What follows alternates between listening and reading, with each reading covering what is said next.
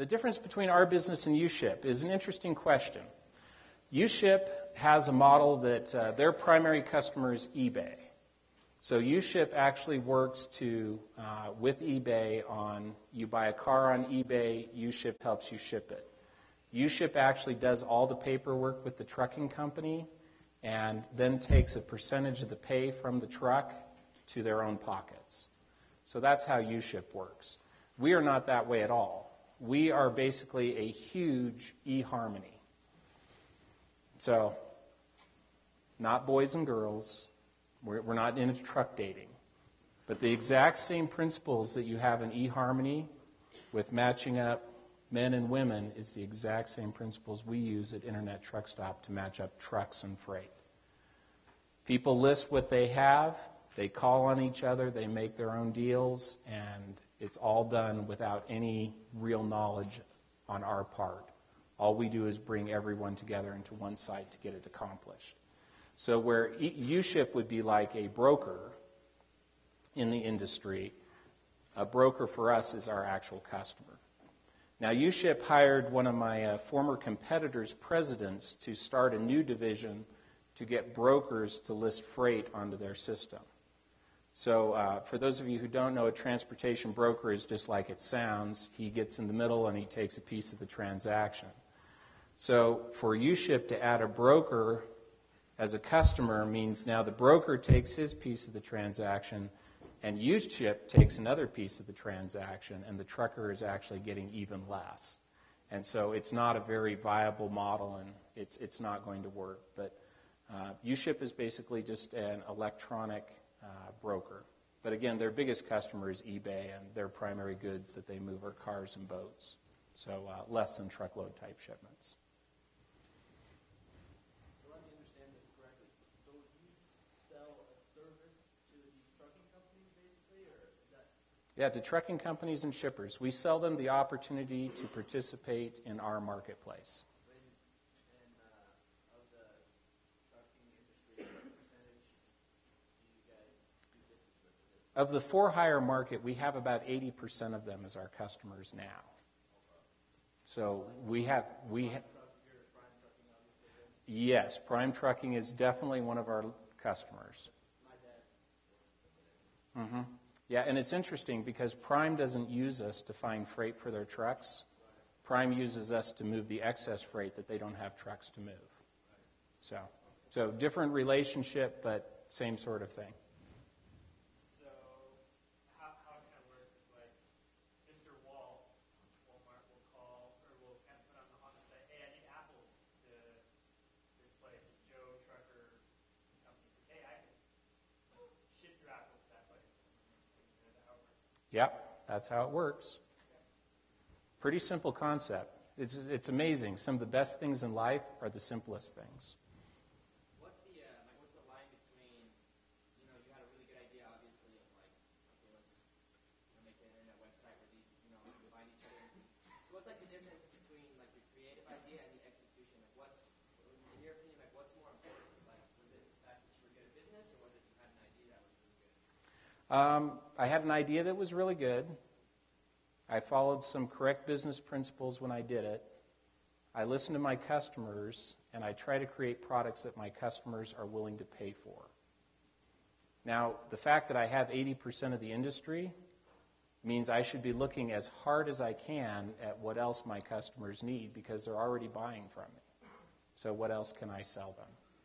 And so that's kind of the focus of where we're at. So when it comes down to the question of is it the innovation or is it the execution, it's always both. You have to have the idea and you have to be able to execute it.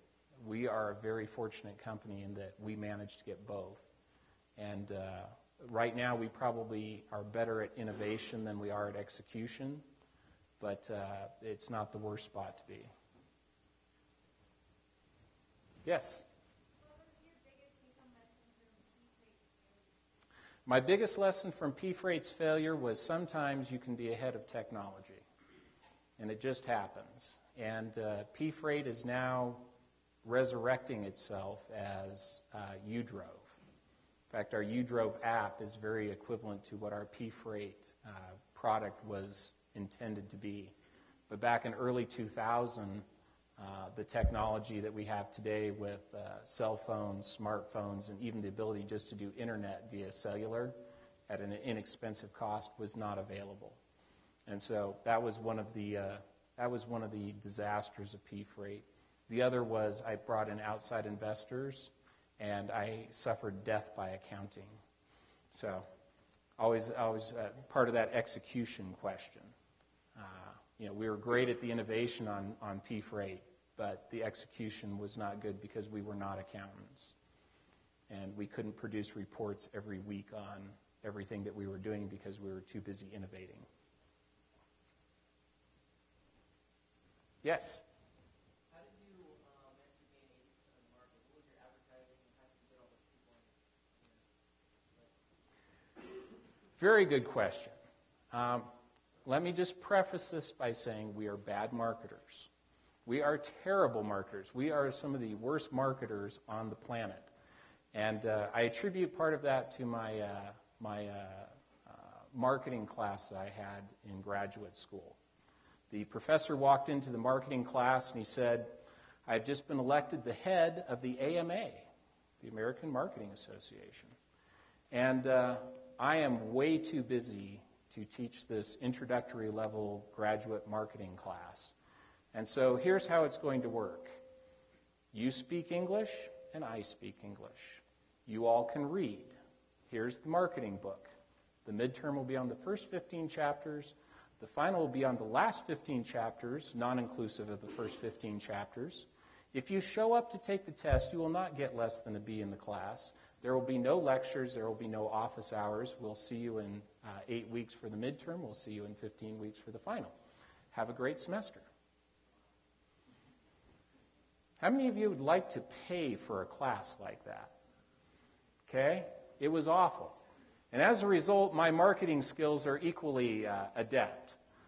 So how do we get 80% of the market? It's really interesting. We delivered what our customers wanted, and we asked our customers to help us because we didn't know anything about trucking and transportation. And so as we asked our customers to help us, they started reaching out to their friends and people who were using it. And all of a sudden, we had more and more and more people using it. Right now, about 95% of the new people that sign on to Internet Truckstop every month come by word of mouth. So it's someone who's used our product before or knows someone else who's already using it. And so, yeah, we are awful marketers.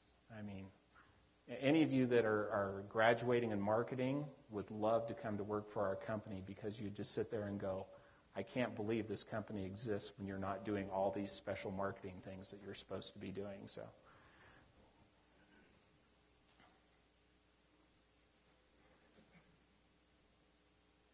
yes? You said 80%. Is that 80% of all trucking companies, or is that including all of your independent truckers, or what is that? Trucking companies, independent truckers, we call it the for-hire market. Okay, in trucking, there's two different classes of truckers. There's basically what they call contract carriers, and then they have common carriers. Common carriers are basically dedicated fleets that only move products for their companies. Contract carriers are the for-hire market, where they have the authority to move goods for people other than their own company or other than someone they have a long-term contract with. And so about 80% of the for-hire market, so those that would work in the market that we work in, are using our system. Yes? How did you find your first customers to hop on this? It was interesting. I set up a web page at Truckstop.com, and I put up a little note on it that said, "Loads to anywhere, call this number." And it was the same phone number that I had seen on the side of the trailer in Nevada that kind of gave me the idea to do this. And that was a gypsum plant out here in the middle of the Nevada desert. And one of the people surfed in and saw it and said, "This is great, let's get some other things on there other than this gypsum plant in Nevada." And so that's how I got my first customer. It's amazing.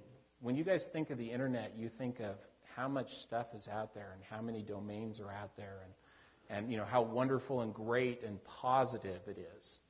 Okay, when I left government service, my boss, Al Gore, had just created the internet. Okay? The only thing that was on the internet back in those days was porn and bomb making. So either you were looking to make bombs and be a terrorist, or you were doing porn, and that was the only things that was on the internet.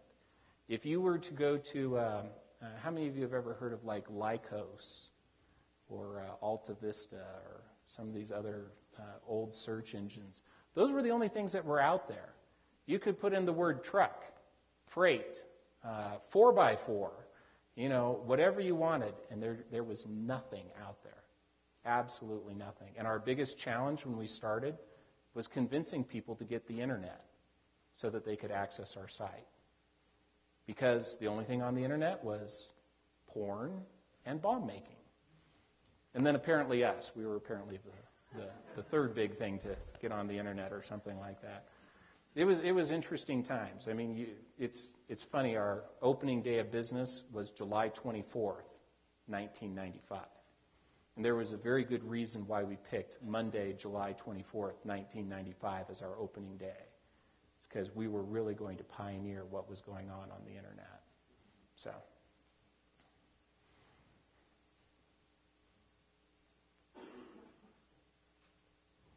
Yes? Have you done any, what have you had to do to avoid competition, or have you had serious competitors over the years? We've had a whole lot of competitors over the years. The industry has kind of fleshed itself out now. There's only about 5 of us left that have any size or momentum or mass at all. But back in 2000, looks like most of you would have been in maybe middle school. Back in 2000, you might remember the dot-com that turned into the dot-bomb. During the dot-com heydays of the late 1999s and early 2000s, we were averaging picking up 20 competitors a week coming into the marketplace saying that what we were doing was the greatest thing since sliced bread. But none of them could get any sort of mass and just burnt their dot-com money really fast and ended up going out of business. And we just managed to continue to grow and stay, and we have far surpassed our nearest competitors, even though they had huge head starts on us in some aspects. But we love competition. The worst thing that can happen to you in business is you can become a monopoly. So where do you see the future of the internet then? There's been so many, now there's so much out there. When you first started, there was a few sites. So do you think there's still, I guess, where do you see it going now? I would ask you the same question. Where do you see the internet? Where do you see it? A lot of people say 10 years, look out 10 years. I try to look out 2 years to see where the internet is going to be. I mean, 3 years ago, people would have told you that MySpace is going to rule the world. Okay? How many of you have even ever used MySpace? Yeah, a couple brave souls willing to admit it here. Things change. They change rapidly. And how that change is going to affect all of us is in some ways in our control and in some ways out of our control. So over the next 2 years, you're going to see a lot of change. Whether you like it, how it goes or not is going to be up to you. So what do you do, I guess, to control what you can? To control what you can't control, what you can control. That's pretty simple. If you always do what's right and you always tell the truth, then you usually have very little to worry about, the things that you can control. It's when you start trying to cover up something or go around something or do something of that nature that the things that you can control, you try and do a shortcut, the things that you can control will spin out of control, and then you can really get in trouble quick. So just follow your basic good principles, and that will take care of the things that you can control.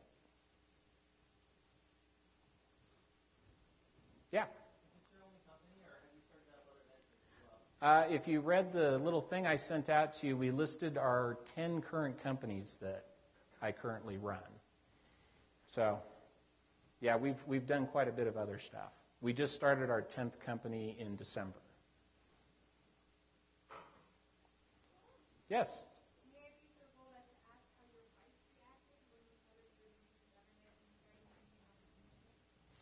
Well, when I left the government, I wasn't starting something on the internet. When I left the government, I was just coming home to be able to take care of my family. By the way, it is now almost 17 years later, and my father is still alive and doing very well.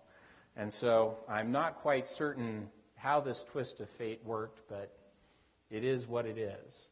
My wife was supportive of what I did. You know, she didn't like living in Washington, D.C., and frankly, we weren't really excited about it either. We were living in some of the better parts of town, but still the average was one child homicide per district in the Washington, D.C. area per year, and our kids were just about to start school. And we just kept thinking, I don't want that one to be mine. So, you know, heading back out to rural Idaho, a town of 1,400, you know, we just didn't have those fears anymore. So. And you can ask any question you want. If it's too bold, I'll warn you.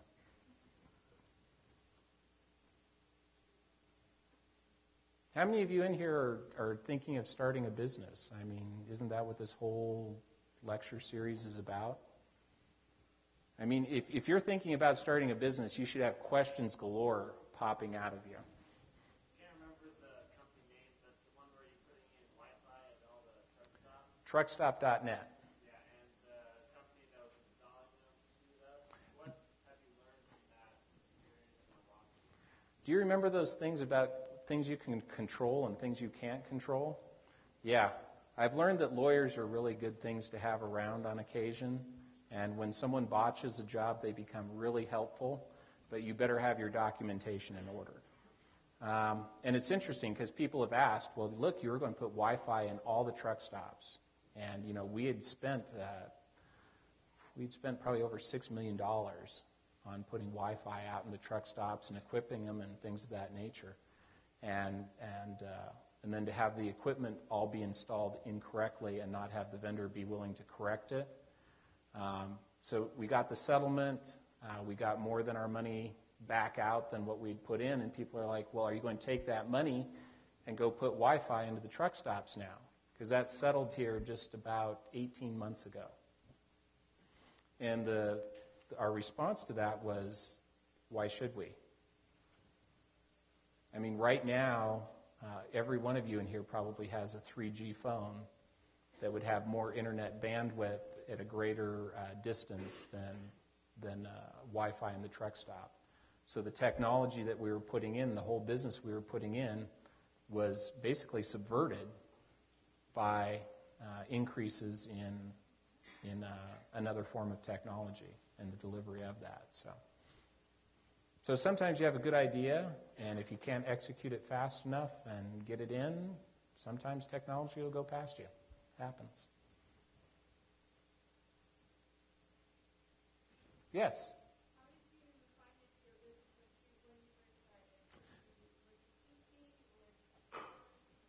I did what you guys would call the friends and family route. My dad gave me $60,000 to start the business and told me immediately that he would be in control of how the money was spent in the business because it was his $60,000 that we were spending on it. And so the very first thing he wanted to do was a big marketing campaign. So he twisted my arm, forced me to spend $30,000 of the $60,000 on a direct mail order campaign. So we sent out 30,000 flyers to one of those wonderful databases you buy. These are all the trucking companies in the United States. Out of that 30,000 flyers that we sent out, we got one telephone call. After that, my father said, you can spend the money however you want. You obviously know what you're doing. And so we found other ways that were better to spend the money, and with that $60,000, that's all it took for us to become profitable. We became profitable fairly quickly because we had very low overhead. We were doing it in the basement of our house. I was doing all the computer work. My wife was doing data entry, and my mom was doing customer service.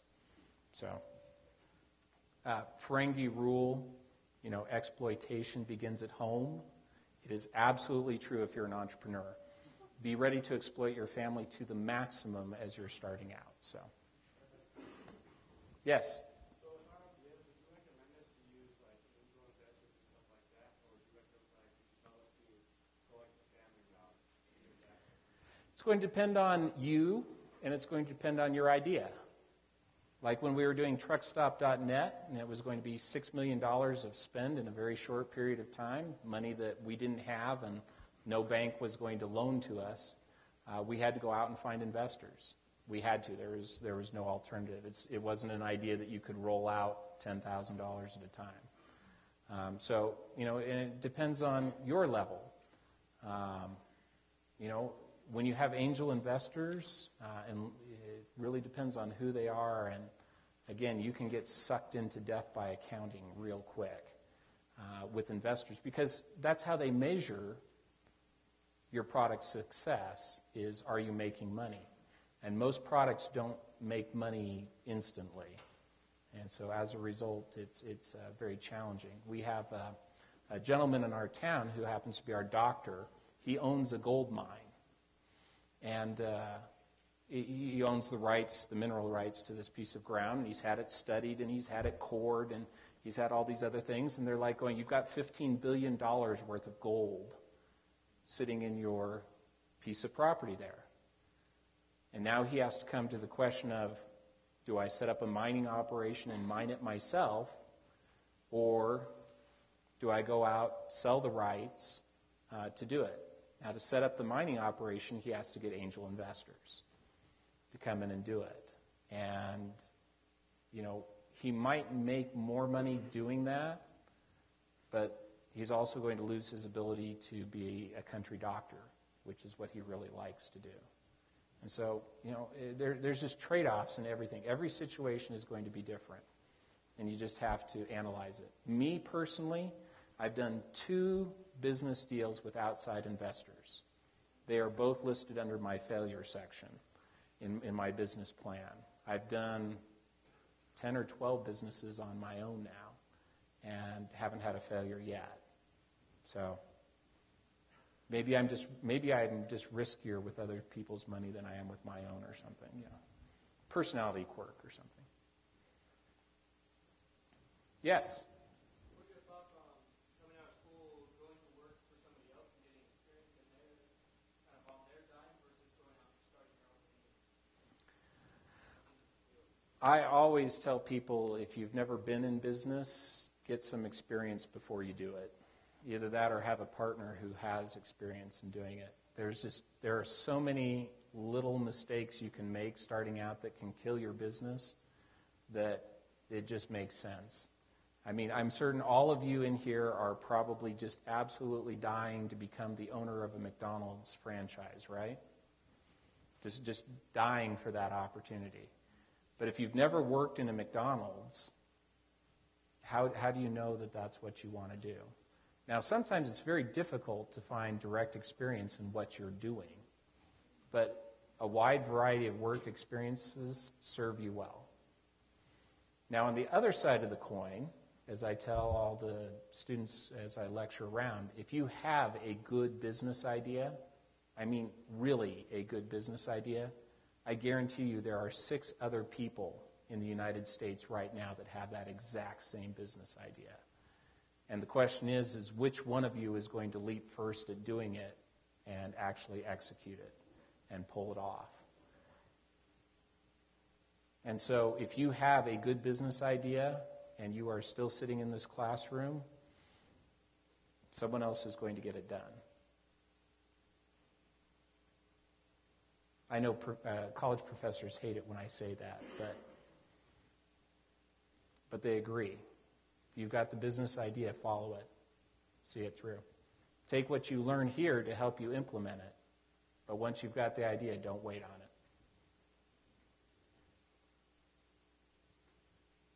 Yes? With that, what would you look for coming out of school in a company that you can go work for? For me, in a company that I was going to go work for, was the work going to be interesting? And did it have the potential long-term of being interesting? That's what I was looking for. When I first graduated, I was looking for, I need someone who can pay me. Because when I first graduated was back in the recession of 1990. And so just anyone who can pay the bills so that we can get by until I can get into graduate school. So I took a couple of basically like temp-type jobs just to get through, have a little money coming in.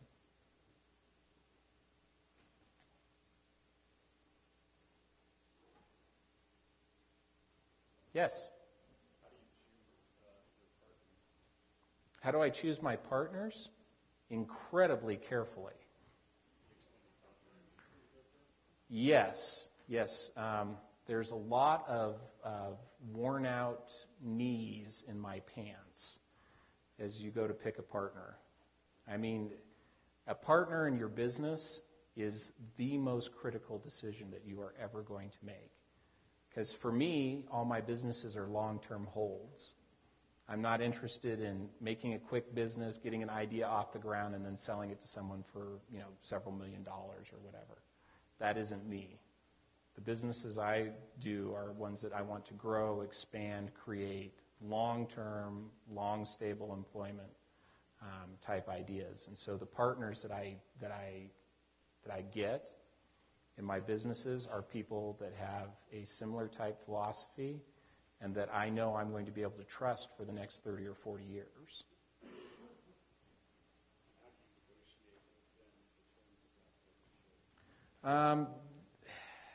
Probably a bad question for me because I'm the financially sound one in most of our partnerships.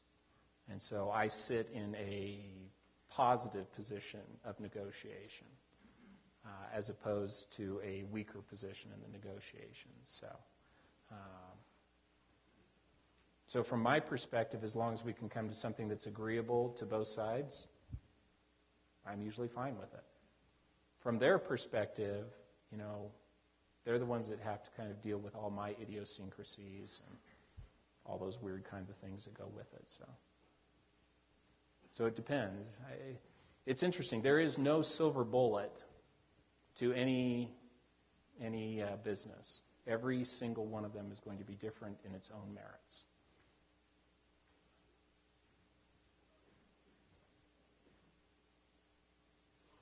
Yes? So, all your businesses, which are you most excited about? For the future, uDrove. Hands down, no doubt about it. uDrove is very exciting because it takes the business down to an individual consumer type level as opposed to a company level. Right now, Prime, for example, buys a subscription for their entire company on our system. With uDrove, every Prime driver would have our uDrove application, so we would have 8,000 subscribers instead of just one. So, very excited about uDrove.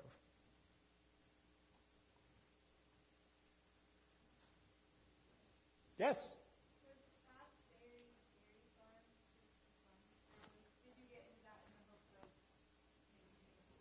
Are there any IRS auditors in here? This is being videotaped, correct? No, we did not get into it for fun. It is obviously an ongoing business venture. We wouldn't dare say otherwise. But we love doing it. We actually set it up as a joint venture between us and the local FFA chapter in our high school to do alternative crop production ideas. I'm a firm believer that when transportation stops, and what you eat is what is grown locally around you, that onions and corn and sugar beets are not the three things I want on the top of my diet. So I'm very much into alternative crop development and finding ways to help those alternative crops to make a profit. I haven't been successful yet, but I'm still trying.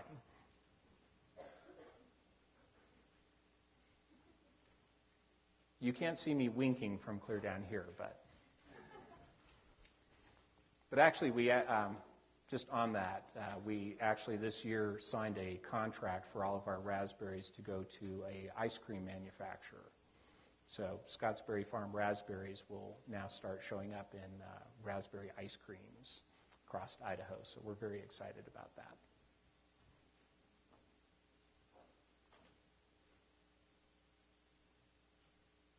Yes? Just with things like that where you sell your raspberries to an ice cream manufacturer, how do you set that up? Do you contact them from, how does that happen? In the food market, it's all about the quality of your product and how good it tastes. And we just happen to have been lucky to have had an absolute bumper crop of raspberries this last year. So we ended up with several thousand pounds in our freezer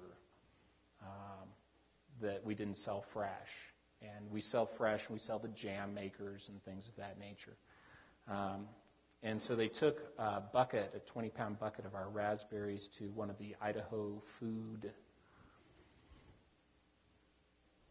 get-togethers where different manufacturers come and look at and sample foods and stuff like that. And sure enough, this ice cream manufacturer got there and sampled some of our berries and some of the products, the syrups and the jams that had been made out of it, and they were just absolutely floored because they're used to the berries that have a really strong tart to them and that aren't very sweet and that don't have very much color to them. So you see them in the stores sometimes. They're almost like a pinkish raspberry or just, real light red. Ours, when they're ripe, come off almost purple. They're just that full of juice, and so they just absolutely loved it. And so we ended up with a contract, and we're very excited. I'm certain that will push us closer to profitability this year. It certainly took care of the 1,000 pounds of raspberries that I had in my freezer. So, yes.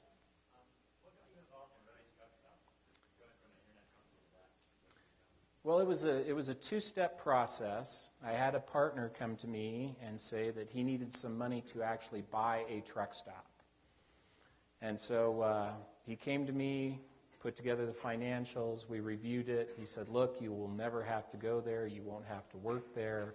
It'll be a very simple investment for you. So we did. We bought it. We were making really good money with the truck stop. And we started looking at this concept of roadies, of branding independent truck stops all as one big truck stop, similar to what a True Value or Ace Hardware or something like that would do. And so as we started looking at the concept, we really figured out we couldn't own a truck stop and compete with our customers. And so we ended up selling off the truck stop because we couldn't get the industry to agree to do it by themselves. And so we ended up starting it and doing it, and it's been absolutely fantastic for us. Several hundred truck stops in the chain and a lot of exciting things happening there all the way around. So,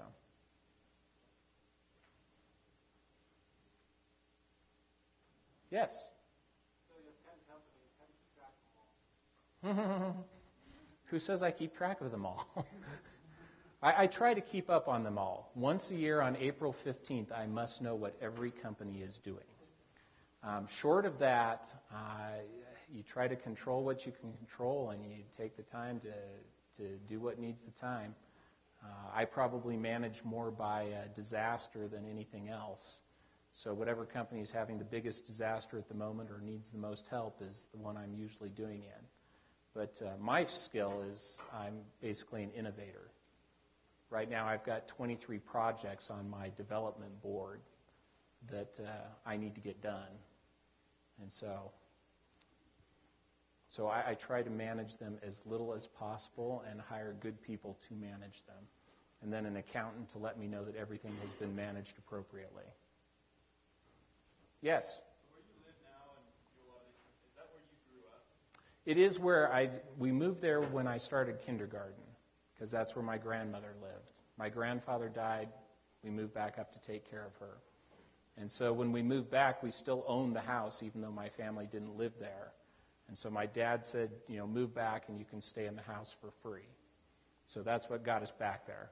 What has been your experience with that? Has that been a good thing? Has that came around and kicked you in the butt? Is it something you did when you were 16 or whatever? There is nothing worse than bringing your wife home to the ward you grew up in and have all the little old ladies tell them all the stories about you growing up. Okay, that was the first 6 months, but I survived that. Since then, it hasn't been too bad. You've also heard the phrase, a prophet is never accepted in his own country. It's also true in business. Some of the challenges have been is we're a very successful business in a very small town. And so we stick out like a sore thumb. And so we've done everything in our power with using the business resources to make the town look better so that we don't quite stick out so badly. Another big challenge that we faced is help. I can get all the customer service people I want all day long to come to work for me. But the ability to hire young programmers, especially single young programmers, which most programmers tend to be, there's something scary about that. Very challenging because there is not much of a singles thing happening in our town of 1,400 people. And so from a technology standpoint, we are probably in the worst possible spot we could be. From a customer service standpoint and from a business standpoint, we're in one of the best spots we could be because we're dealing with people who are, Americana as our customer base. And we are Americana as a business that serves them. And so we can speak the same language, and it works. But yeah, technology, I've always told my wife that we should have moved the business and lived right next to a university. I mean, at worst, we would have had programmers for 3 or 4 years and just known that we were going to cycle through them as opposed to trying to get them. I mean, we've tried outsourcing to Thailand. We've tried outsourcing to India. In fact, we have an Indian project going right now. We've tried setting up a remote programming office in Boise in the hopes of being able to attract and keep some programmers there. But even that is marginal at best. So who knows, our next step is probably going to be programmers working at home because that's what it's going to take for us to get programmers out to rural Idaho. Many of you don't realize, but if you can find a good job in a quiet community, you'll be a lot happier raising your family in a situation like that than trying to be in the big hubbub of everything going on. So.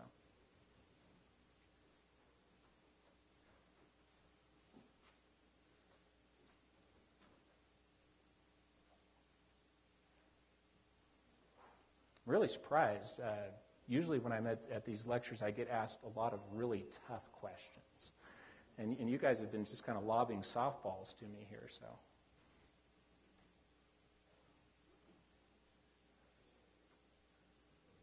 Yes? Have you had any kind of challenges that have kind of, moral challenges, challenge your ethics in the business world and you have, how do you overcome those? We are ethically challenged every day in our business because we're a service. And if we don't provide the service, do we keep the money?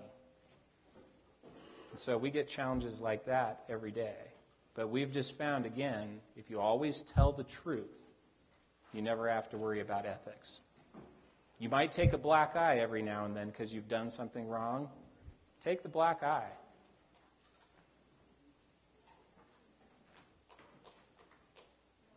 Is that it? Is our time up? Okay, our time's up. You guys are free to go.